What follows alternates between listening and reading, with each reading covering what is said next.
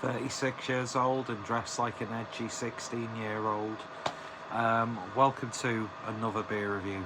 This is take 2 because, well, it's take 3 actually, albeit there's different formats. And I'm on 8% battery, so hopefully this video will see the light of day. And yeah, so first take of this video, I was about 8 minutes into it, about to wrap it up, and then bang, get that dreaded message saying that iPhone storage is full. I thought I deleted a load of stuff, but didn't clear my recently deleted folder. Great. So then I thought, do you know what? I'll try doing a short, edit a short together, just to diversify the content. Can I figure out how to actually trim and edit using YouTube's in-app software? No. Could I have probably just recorded the video anyway and then edited it in iMovie? I've just realised, yes I could, but tough titty. Anyway, the reason why, usually I would just go, do you know what, fuck it, I'm just going to drink the beer, move on. But I'm not doing that because, spoiler alert, you can stop the video as soon as I've said this. This is a fucking good beer. So today we're going over to Beak and we're having a look at Sapp, which is a double IPA at 8% ABV. Now I'm not too sure what that actually is on the label. It could be cream cheese frosting, it could be plaster that needs to be neatened up. All I know is I want to run my finger through it and stick it in my mouth. Take that out of context, although we won't get into that. So this is a double IPA brewed with oats and wheat, along with huge additions of Simcoe and Citra hops in T90, Cryo and Spectrum formats, dripping in hop oils, brimming with squishy, overripe flavours of orange, mango and lemon. There we go. 2 of my favourite hops. I unintentionally I never unintentionally do a House of Trembling Madness order, sponsor me, but I unintentionally ordered a lot of IPAs and double IPAs and stuff that had the combination of Simcoe and Citra, and I've been happy so far. Yeah, I think Simcoe, there's something crusty stuck on my phone. Don't know what that is. You make your own assumptions. But yeah, Simcoe I think is a really underappreciated hop, and it's one of those weird hops where people like it when it's not like full in your face, this is what you get from Simcoe. Do you know what I mean? It's like how I approach the Nelson hop. I don't like Nelson Sauvin as a hop. I like it when it doesn't taste like a strong Nelson Sauvin flavour, but you know it's a Nelson Sauvin hop. So yeah, I think Simcoe needs to be, well, it clearly has if I've bought a few beers that have all got Simcoe in, but I think Simcoe needs to get a little bit more love. I really, really do. Combine that with Citra, sehr wunderbar. But yeah, I've almost finished it. Beautiful colour to that. I don't need to describe that colour.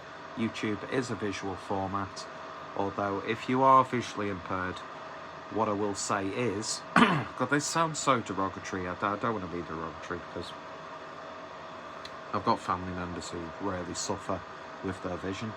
But, oh, by the way, rest in peace, Carnival.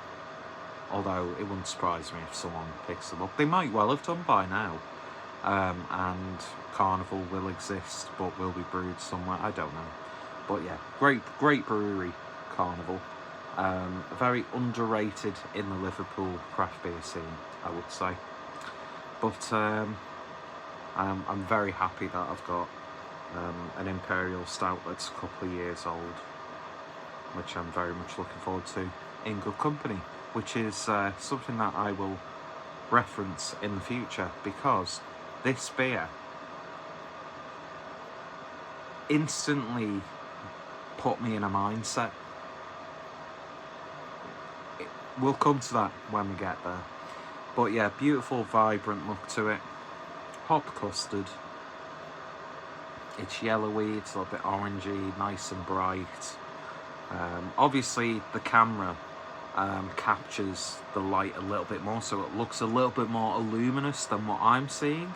But then again, it's not the most ideal lighting, considering it's like a yellowy light that I've got in here anyway. But it looks good, doesn't it? It looks very, very good. So on the nose then, oh man, it's just so satisfying. It's like everything I personally want an IPA to smell like. You know when you get those beers and that's just, it caters to you. You know, it might not be like the best beer you drink all year, but everything about it falls into place, and it's like it was brewed for you specifically. That's what I'm getting with this. A little bit of lemon tart, a little bit of lemon meringue as well.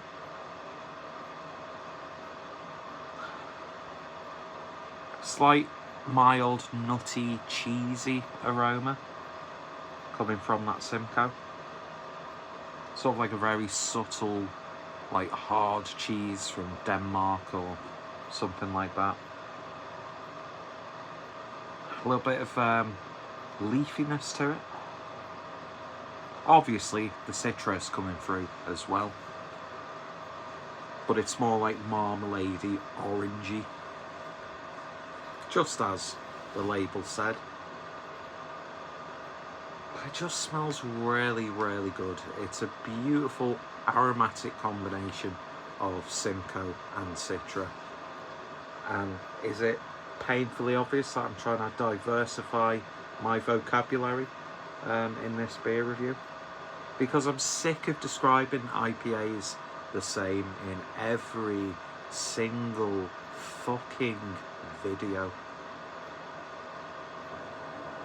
But yeah, it's got a little bit of spice to it as well. Like white pepper, almost. Lovely stuff. Let's give it a taste. I know what it tastes like already because I've never drank it all. Cheers.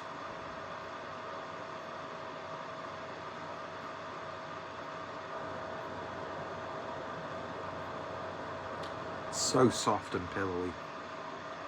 It really, really is. What I would say though, and I did bring this up in the original video that I recorded, it's a lot more pillowy now that everything from the can is in the glass. It still had a nice bold body to it, but it's just remarkable how soft the body is now that everything from that can is now in the glass. Beak is such a good brewery. They really, really are. They're definitely up there. Not just in my top 5 favourite breweries, but I think there's a really good case for them to be in the top 3. Obviously, as someone who's a sucker for good graphic design and illustration, their branding, their artwork is just second to none. Obviously this strays away slightly because it's not, you know, an illustration, but it still looks like a Beak beer without looking at the little illustration of the man holding the bottle and then the typography for the logo. Brain shut off then. I'm not going to have a good photo for this thumbnail. But yeah, Beak just, I love them. I really, really like them. And hopefully, at some point, maybe this year or next year, I can have a little trip. I'd love to do the festival that they do. I know Jaco Beer and Kent Beer Reviews, they've done that maybe a couple of times now. I need to get down that way again. I need to go past London when I travel down south. I need to just travel to as many places as I can, because I really, really enjoy solo travelling, which is weird as someone who is as socially awkward and anxious as I am. I just like the idea. I mean, don't get me wrong, I'm going to talk about again a little bit later on. Don't get me wrong, I love being around people who I fucking love and adore and visiting places. But there's something really satisfying solo travelling, because you can essentially be who you want to be.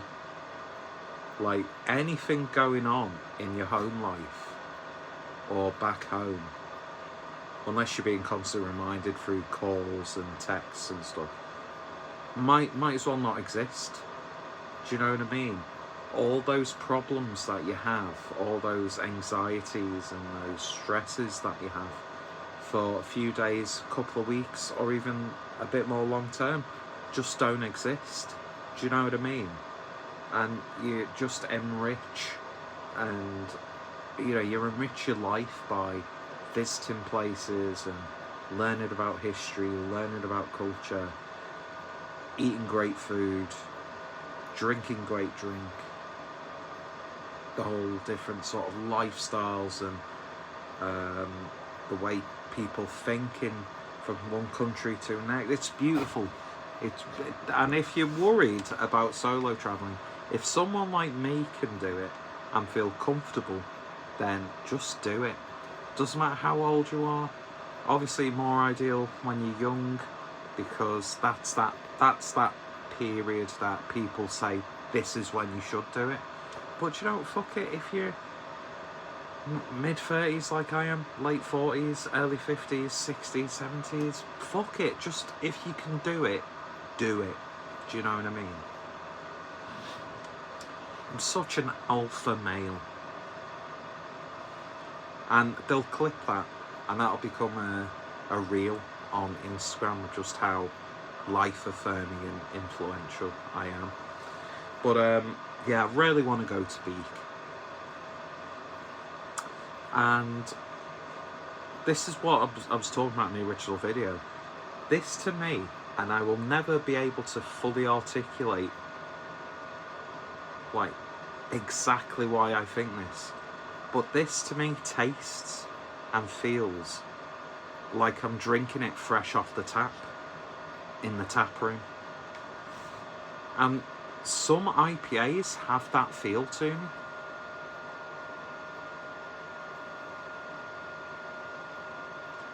And it's getting me in a really positive mindset. There's a couple of trips already lined up, but I'm looking forward to just like these impromptu, oh, by the way, such and such is up from such and such. I'm going to meet up with them. Do you want to come with me? Yeah, I've got the week. You've contacted me on the weekend that I've got off. This is perfect. There's nothing stopping me from going. Do you know what I mean? And this is what this beer's tasting like. This is my sort of IPA. There's a little bit of warmth as you're drinking it on the back end, obviously. And that's almost become like non-existent in modern brewing, because every IPA, double IPA, triple IPA, because of like the sweetness a lot of the time, it feels like you're drinking juice. And this, obviously it has that juiciness. It's a really nice juice bomb of an IPA. But you get that like slight, what's the word from the Simcoe? It's sappy, yes, sap. Oily. It's like a really mild, like Danish cheese that's got a little bit of nuttiness to it, but of sweetness. Or maybe slight herbalness to it. But then you get loads of sweet, fruity, blood orange. But it's balanced beautifully. And what I like most about this is I know I'm drinking a double IPA because I can feel it on the back end. So, I mean, I could still probably cane it because I drink my beers way too quickly, just in general. But, I mean, I've probably invested about 30 to 40 minutes into getting this video sorted, and it's lasted. It just makes me want to get another beer, even though it's Sunday and I'm in work tomorrow. But yeah, that's beautiful. It's wonderful. It's I can't put it into words. All I'm going to say is it's what I look for in a hazy, fruity IPA. But there's something slightly different about it. That combination of Citra and Simcoe, wonderful, wonderful combination. I'm a big lover of Simcoe. I even love it when you get that cat litter characteristic from it. It's just, it's like, it's a little bit weird, but amicable. And I mean, that's the sort of person that I like to associate with. I don't care if you're like dead popular or whatever, or just complete misfit, look down on society. I like people who are a bit weird, where there's something a bit different about them. And that to me is what Simcoe is. It's like, I don't know, what analogy could you use? It's like your weird friend who shares the same interest in music that you do, but all your other mates think they're just a bit weird, but they put up with him. Whereas I'm the person who will go out my way to, although I'm terrible at keeping in contact with people,